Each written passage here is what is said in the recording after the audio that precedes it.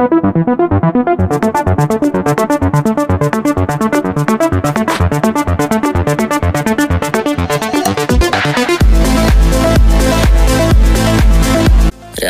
മാഷുടെ സഞ്ചയന ചടങ്ങുകൾ ഏറെക്കുറെ അവസാനിച്ചു കഴിഞ്ഞു കാണും. ക്ഷണിക്കപ്പെട്ടെത്തിയ അതിഥികളൊക്കെ മടങ്ങിപ്പോയി കഴിഞ്ഞു. വീട്ടുകാരും അടുത്ത ബന്ധുമിത്രാദികളുമായിട്ടുള്ള കുറെ പേർ മാത്രമാണ് ഇപ്പോൾ അവിടെ അവശേഷിക്കുന്നത്. നവമിയെ ഇടയ്ക്ക് മാത്രമാണ് വല്ലപ്പോഴും ഒന്ന് പുറത്തേക്ക് കണ്ടതെന്ന് രത്നമ്മ ടീച്ചർ ഓർത്തു. അവൾ ആരോടെങ്കിലും സംസാരിക്കാൻ ചെന്നാലോ സൗമിനിയോ ഇരിക്കുന്ന ഇടത്തേക്ക് ചെന്നാലോ അവളെ കാണുന്നതോടെ അവരെല്ലാം സംസാരം നിർത്തി മറ്റൊരിടത്തേക്ക് മാറിപ്പോകും. കുട്ടികൾക്ക് പോലും മുതിർന്നവരിൽ നിന്നും എന്തോ നിർദ്ദേശം കിട്ടിയിട്ടുണ്ടെന്ന് തോന്നും അവരുടെ പ്രവൃത്തികൾ കണ്ടാൽ. അതുകൊണ്ടൊക്കെ ആകണം നവമി പുറത്തേക്ക് വരാൻ മടിച്ചു നിൽക്കുന്നത്. അതറിയാവുന്നതിനാൽ ഇടയ്ക്കിടെ ടീച്ചറും അജയനും മാറി മാറി അവൾ ഇരിക്കുന്ന റൂമിൽ വന്ന് അവളോട് എന്തെങ്കിലുമൊക്കെ പറഞ്ഞ ശേഷം തിരിച്ചു പോകും. വൈകുന്നേരമായതോടെ ശ്രീദേവിക്കുട്ടി വീട്ടിലേക്ക് മടങ്ങിപ്പോകാൻ തയ്യാറാകുന്നത് കണ്ട് രത്നമ്മ ടീച്ചർ അവരുടെ അടുത്തേക്ക് ചെന്നു. ശ്രീദേവി, പറഞ്ഞത് ഓർമ്മയുണ്ടല്ലോ, നാളെ ഞാൻ നവമിയെ അങ്ങോട്ട് കൊണ്ടുവരുവേ. അവിടത്തു നിർത്തിയേക്കണം ഒരാഴ്ച, മറക്കല്ലേ. ശ്രീദേവിക്കുട്ടി എനിക്ക് വാക്ക് തന്നതാണ്. ഞാനൊന്ന് ചെന്നൈയിൽ പോയിട്ട് മടങ്ങി വരും വരെ മതി. നവമിയുടെ കാര്യത്തിൽ എന്തെങ്കിലും ഒരു പരിഹാരവുമായിട്ടേ ഞാൻ മടങ്ങി വരൂ. ഒന്നിനും പറ്റിയില്ലെങ്കിൽ ഞാൻ അവളെ ചെന്നൈക്ക് കൊണ്ടുപോയിക്കോളാം. ഒരാഴ്ചയോ? അതെങ്ങനെ ശരിയാവും ടീച്ചറെ? ടീച്ചർ മുമ്പേ പറഞ്ഞത് 2 ദിവസത്തേക്കെന്നല്ലേ? ഒരാഴ്ച ഞാനെന്താ വേലയ്ക്കും കൂലിക്കും പോകാതെ അവൾക്ക് കാവലിരിക്കണോ? ശ്രീദേവി ആർക്കും കാവലിരിക്കുകയൊന്നും വേണ്ട. അവൾ കൈക്കുഞ്ഞൊന്നുമല്ലല്ലോ. ശ്രീദേവിയുടെ ജോലിക്ക് പോകാം. അതിന് എന്തായാലും ഇവിടെ എങ്ങനെയാണോ നവമി ഇരിക്കുന്നത് അതേപോലെ അവൾ ശ്രീദേവിയുടെ വീട്ടിലും ഇരുന്നോളും. ഫസ്റ്റ് ടീച്ചർ എന്തറിഞ്ഞിട്ടാ ഇവിടെയും അവിടെയുമായിട്ട് ഉപമിക്കുന്നത്? ഇവിടെ സർവനെ പത്മേട്ടത്തിയുണ്ട്. പോരാത്തതിന് വീട്ടിൽ ആരെങ്കിലുമൊക്കെ ജോലിക്കാരും കാണും. അതുപോലെയാണോ അവിടെ? അവിടെ ഞാനങ്ങ് പോയി കഴിഞ്ഞാൽ എൻ്റെ ചെറുക്കൻ അജയൻ മാത്രമാ ഉള്ളത്. ഒരാഴ്ചയൊക്കെ ഇവറ്റകളെ രണ്ടിനെയും തനിയെ വീട്ടിലിരുത്തിയിട്ട് എനിക്ക് മനസ്സമാധാനത്തോടെ ഇറങ്ങി ജോലിക്ക് പോകാൻ പറ്റുമോ? പ്രായം തികഞ്ഞ 2 പിള്ളേരല്ലേ ടീച്ചറെ അവര്. അതിനെന്താ ശ്രീദേവി? കഷ്ടം. ശ്രീദേവിക്ക് ഇത്ര വിശ്വാസമില്ലാതായോ മകനെ? എനിക്കെൻ്റെ മോനെ ഒരു വിശ്വാസക്കുറവുമില്ല. അവൻ എത്തരക്കാരനാണെന്ന് എന്നേക്കാൾ കൂടുതൽ ആർക്കും അറിയില്ലല്ലോ. എനിക്ക് വിശ്വാസമില്ലാത്തത് അവളെയാ, എൻ്റെ ആങ്ങളയുടെ ദത്തുപുത്രിയെ. പോകാനൊരിടമോ തലചായ്ക്കാൻ ഒരു കൂരയോ ഇല്ലാതെ നിൽക്കുന്നവളാ അവൾ. എൻ്റെ ചെക്കനെ കാണുമ്പോൾ അവൾക്ക് എന്തെങ്കിലും ദുർബുദ്ധി തോന്നിയാൽ അതോടെ തീരും എൻ്റെ അജയൻ്റെ ജീവിതം. ഒരു 2 ദിവസമൊക്കെ വേണമെങ്കിൽ ഞാൻ വീട്ടിലിരിക്കാൻ നോക്കാം. ടീച്ചർ എന്തൊക്കെ പറഞ്ഞാലും അതിനപ്പുറമുള്ള സഹായമൊന്നും ചെയ്യാൻ എന്നെ കൊണ്ട് പറ്റില്ല. ശ്രീദേവിക്കുട്ടി തീർപ്പ് കൽപ്പിക്കും പോലെ പറഞ്ഞു. രത്നമ്മ ടീച്ചർ അതിന് മറുപടി പറയാതെ അല്പസമയം എന്തോ ഓർത്തെടുക്കും മട്ടിൽ നിന്നു. പിന്നെ അവർ തുടർന്നു. 5 ദിവസം ശ്രീദേവിക്കുട്ടി തൊഴിലുറപ്പിന് പോയില്ലെങ്കിൽ ജോലിക്ക് പ്രശ്നമൊന്നും വരില്ലല്ലോ അല്ലേ?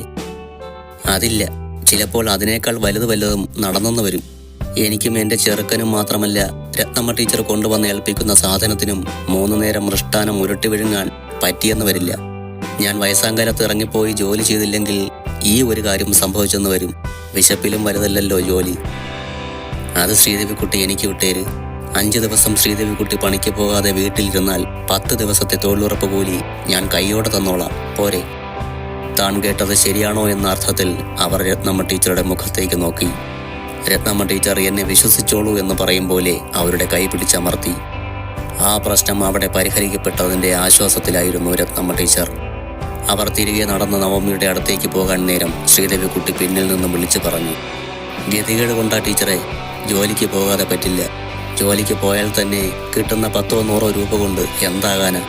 അതും വർഷത്തിൽ പകുതി ദിവസം പോലും ജോലി കാണില്ല. അപ്പോൾ ജോലിയുള്ളപ്പോൾ വീട്ടിൽ കയറി ഇരിക്കാൻ പറ്റുമോ? രത്നമ്മ ടീച്ചർ അവരെ നോക്കി തനിക്ക് മനസ്സിലായി എന്ന അർത്ഥത്തിൽ തലയാട്ടിയ ശേഷം നടന്നുപോയി.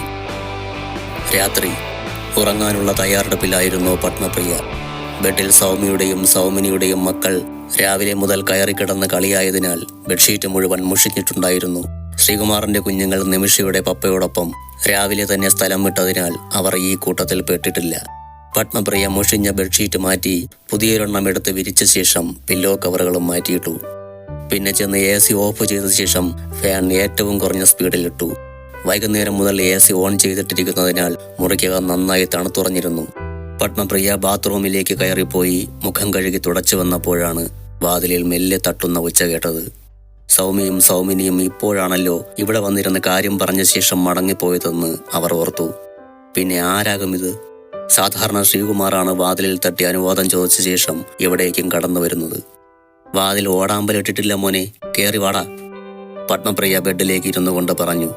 വാതിൽ തുറന്ന് ഉള്ളിലേക്ക് കയറി വന്നത് നവമിയായിരുന്നു. നീയോ? നിനക്കെന്താ ഇവിടെ കാര്യം?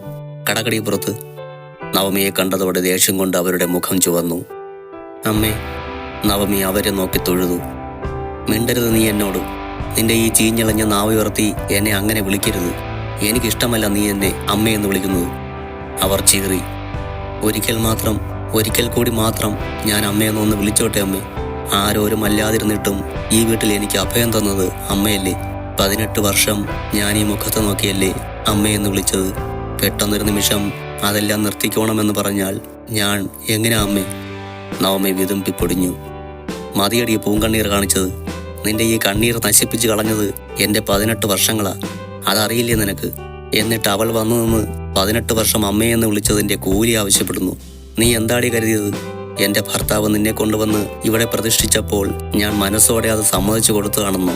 വിട്ടുവീഴ്ചയായിരുന്നടി അത്. എൻ്റെ മക്കളുടെ ഭാവി ഓർത്ത്, അവരുടെ ജീവിതത്തെ കരുതി, ഈ കുടുംബം താറുമാറായി പോകാതിരിക്കാൻ വേണ്ടി. അങ്ങനെ അല്ലാതെ ഇന്നോളം ഒരു തവണ പോലും നിന്നെ ഞാൻ എൻ്റെ മോളായി കണ്ടിട്ടില്ല.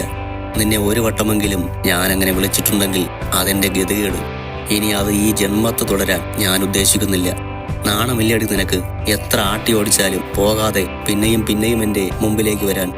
പത്മപ്രിയ ചെറുതല്ലാത്ത രീതിയിൽ കിതയ്ക്കാൻ തുടങ്ങിയിരുന്നു. ഞാൻ എന്ത് തെറ്റാ അമ്മയോട് ചെയ്തത്? ഇത്രയേറെ വെറുക്കപ്പെടാൻ ഞാൻ അമ്മയ്ക്ക് ദോഷം വരുന്ന എന്തെങ്കിലും പ്രവൃത്തി ചെയ്തിട്ടുണ്ടോ? ഉണ്ടെങ്കിൽ അമ്മ പറയും.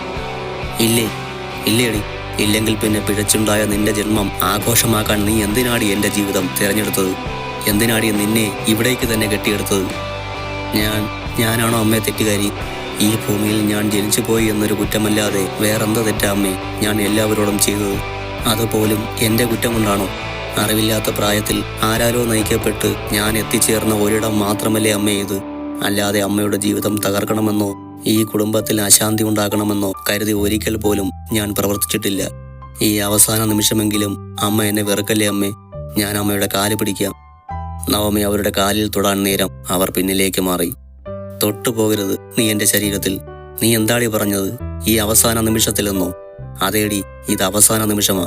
ഇത്രയും കാലം നീ ഒരുപാട് മനുഷ്യരെ പറ്റിച്ച് സുഖലോലുപതയിൽ കഴിഞ്ഞില്ലേ?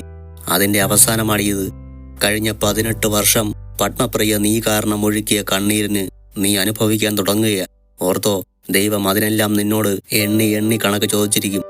ഇനി ഏത് കൊട്ടാരത്തിൽ നീ വാഴാൻ പോയാലും അനുഭവിച്ചിരിക്കുമെടി. കണ്ണുകളിൽ നീർ നിറഞ്ഞ കാഴ്ച മങ്ങിയപ്പോ നവമി പുറംകൈ കൊണ്ട് കണ്ണീരൊപ്പി. മതിയടി നാടകം. ആരെ കാണിക്കാനാ നിന്റെ ഈ അഭിനയം? അത് കാണാനുള്ളവൻ പോയി. ഞാൻ കുടിച്ച കണ്ണീരിന്റെ കോടയിൽ ഒന്ന് വരുമോടി നിന്റെ ഈ സങ്കടം? ഇല്ല. പോ എൻ്റെ മുമ്പിൽ നിന്ന്.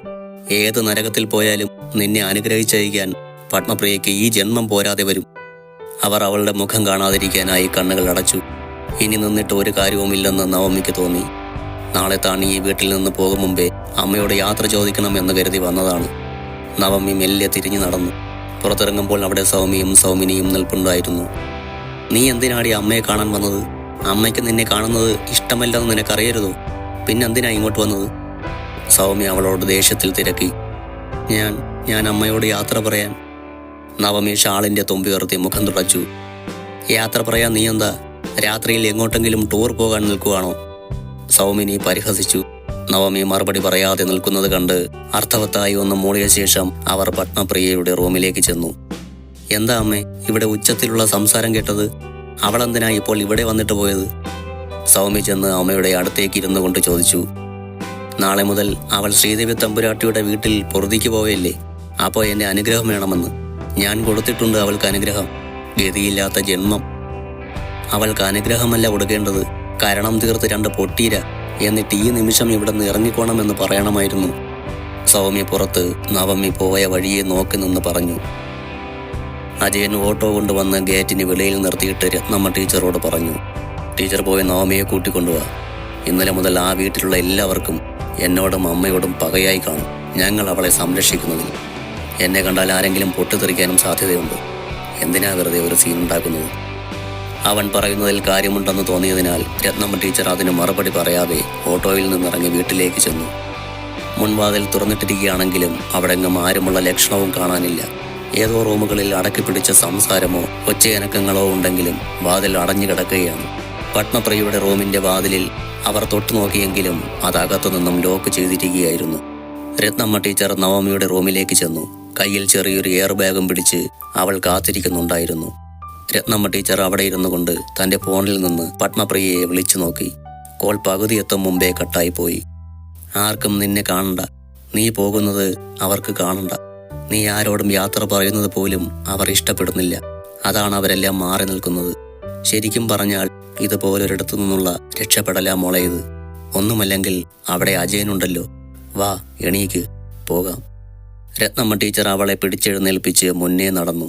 കഴിഞ്ഞ 18 വർഷക്കാലം താൻ ജീവിച്ചു പോന്ന വീട്, തന്നെ കാത്ത് സംരക്ഷിച്ചു പോന്ന വീട്, താൻ കളിച്ചു വളർന്ന വീട്, തന്നെ താനാക്കിയ സാഹചര്യങ്ങൾ, അച്ഛൻ്റെ സ്നേഹം, കളിച്ചിരി.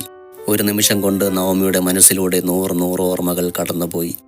വിങ്ങുന്ന ഹൃദയത്തോടെ, നെഞ്ചുലയുന്ന നൊമ്പരത്തോടെ അവൾ പുറത്തേക്ക് വന്നു. മുറ്റത്ത് നിന്ന് ഒരു തവണ കൂടി അവൾ വീടിന് നേർക്ക് നോക്കി. പിന്നീട് അവൾ കണ്ണടച്ചപ്പോൾ 2 തുള്ളി നീർക്കണങ്ങൾ മുറ്റത്തെ ചൊരിമണലിലേക്ക് വീണു. അവർ പുറത്തേക്ക് നടക്കാൻ തുടങ്ങുമ്പോഴാണ് മെറൂൺ കളറുള്ള ഒരു വിദേശ നിർമ്മിത കാർ ഒഴുകിയിട്ടെന്നോണം ഗേറ്റ് കടന്ന് മുറ്റത്തേക്ക് വന്നു നിൽക്കുന്നത്. രത്നമ്മ ടീച്ചർ അതിഥികൾ ആരെന്നറിയാനായി അവിടെ തന്നെ നിന്നു. നവമിയുടെ കൺമുന്നിൽ ഒരു പുകമറയല്ലാതെ ആ കാഴ്ചകളൊന്നും ഇല്ലായിരുന്നു. കാറിന്റെ മുൻവാതിൽ തുറന്ന് വിജയകൃഷ്ണൻ വക്കീൽ ഇറങ്ങുന്നത് കണ്ട് രത്നമ്മ ടീച്ചറിന്റെ നെറ്റി ചുളിഞ്ഞു.